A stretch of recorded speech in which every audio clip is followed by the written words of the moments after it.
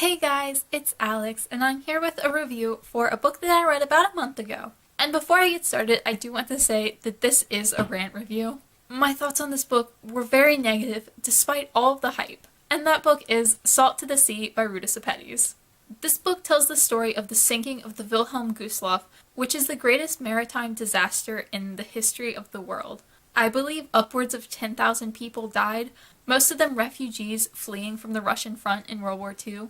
It's an incredibly difficult story. It was an incredibly difficult time in history, and it is kind of astounding that it's something we don't learn about. No one really talks about it. No one teaches it in school, at least in the United States.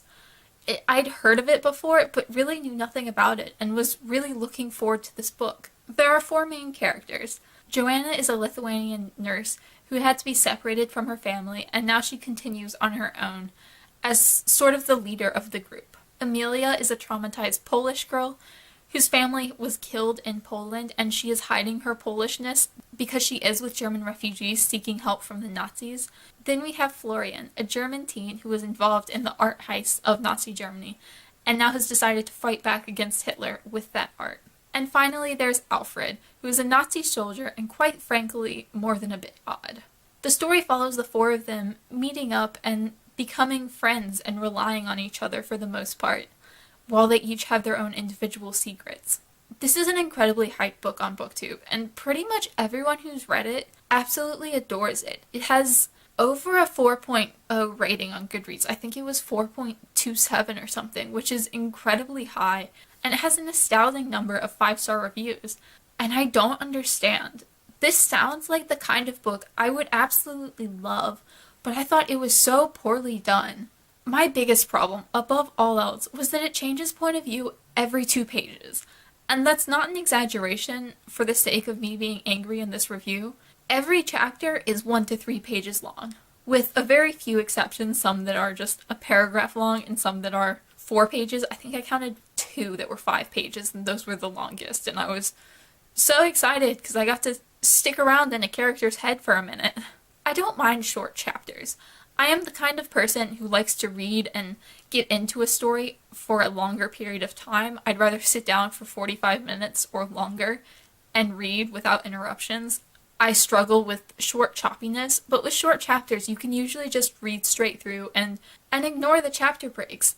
But it wasn't that they were short chapters, it was that we jumped around through the characters' heads so much that I almost felt like I was getting whiplash.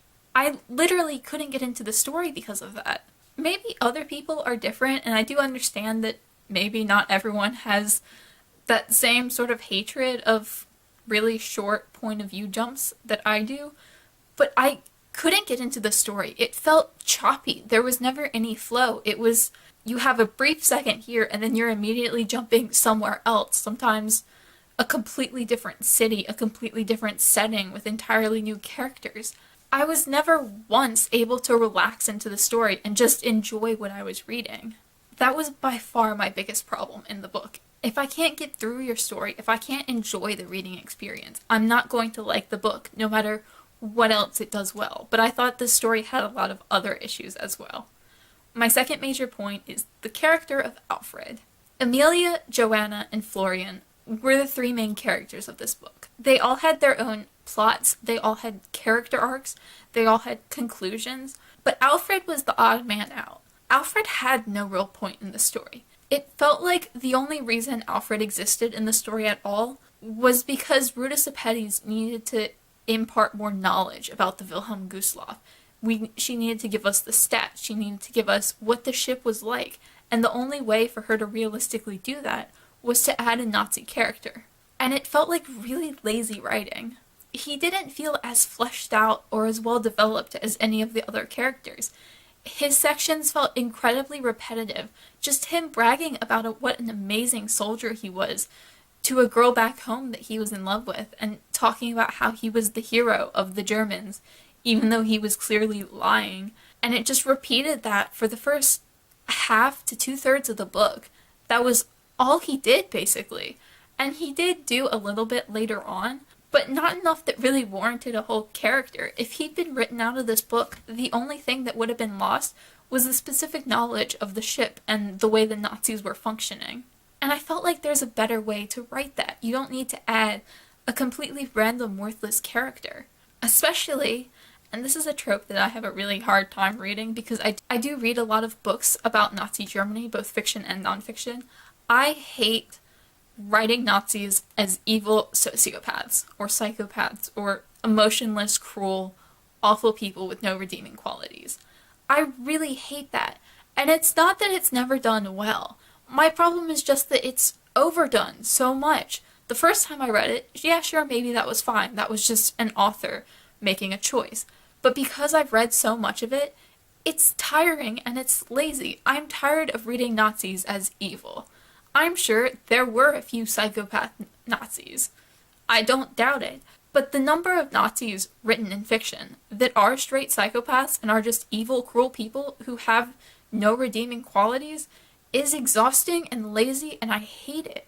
I'm not trying to argue that the Nazis were good people, but the thing about the real world is that the true monsters, the people who do horrendous things, aren't emotionless monsters who only do horrendous things. The scary thing about them is that they do these awful, monstrous things while also being a loving parent or child or friend. It's how whenever you see killers on the news, their neighbors, their coworkers, their friends come forward and say, oh, but so-and-so seemed like such a lovely person. They seemed so nice. I never would have known. That's what makes it scary. All these people aren't just cruel for no reason. They have their reasons, and they also have their good qualities, and that's the scary aspect, is that we're all human. I don't like when Nazis are dehumanized, because it makes it seem like people who do evil things are just inherently evil people with no redeeming qualities, and that's simply not true.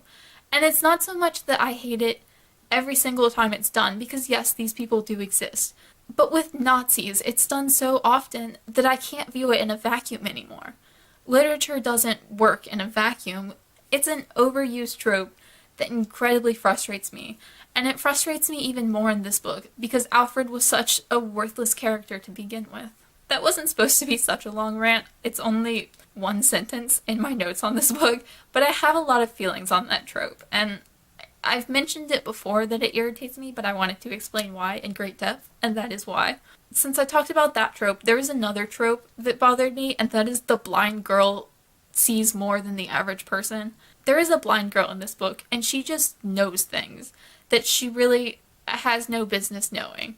Like when Florian shows up, the blind girl immediately says, oh, he's a thief, without like really talking to him or knowing him, or like, it's just instinctively she sees more than the average person, and I don't like that trope. I don't like the whole giving people with disabilities special powers, or it wasn't like a magical thing in this book. It was just sort of, she knows more, she knows things, she sees beyond, or whatever.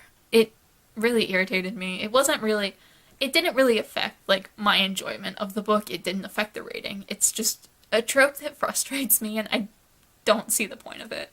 My final point with this book is that a lot of it felt really repetitive. I think this is in part due to how short the chapters were and how quickly we went through them, because information would be said in one chapter.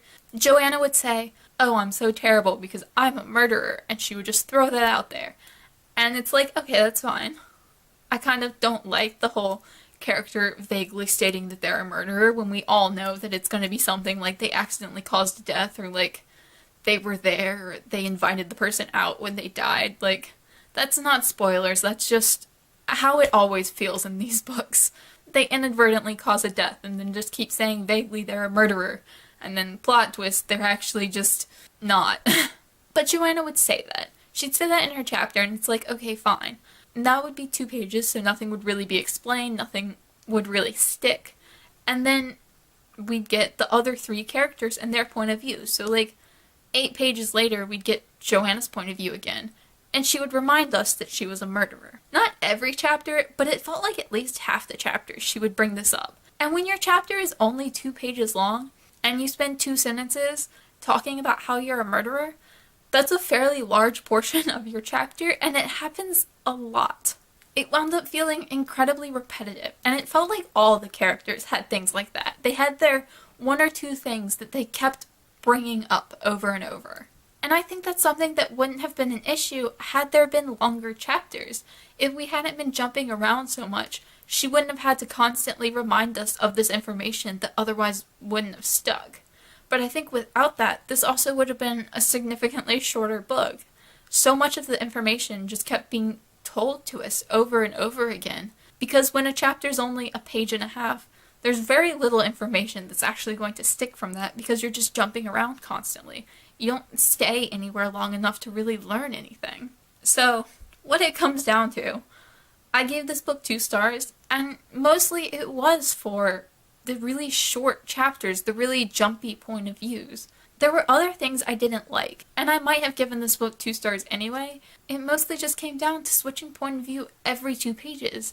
I don't understand how you can get into a book like that. But apparently a lot of people don't have that issue, and I really don't understand. Maybe it's just that the people who can't get into that DNF this as soon as they realize that every chapter is 2 pages long. If I was the kind of person who DNF'd books, I 100% would have DNF'd this book like 10 pages in. After I realized it wasn't just the quick introductions to each character, this was actually how the book is told. So I hope if you read this, or if you're planning to read it, you enjoy it more than I did. I think if you're not bothered by really jumpy short chapters and switching POV constantly, you will enjoy it more than I did. You would pretty much have to, because I did think briefly about giving this 1 star. Let me know down below if you've read this book, if you disagree with me. I feel like most people do disagree with me because I've seen so many 4 and 5 star reviews for this book. I've only ever seen one other negative review, and that came from Summer Dawn, who basically had the same thoughts I did, I think. I don't understand why we're in such the minority here, but I guess we are. As always, thank you so much for watching, and I will see you guys again soon. Bye!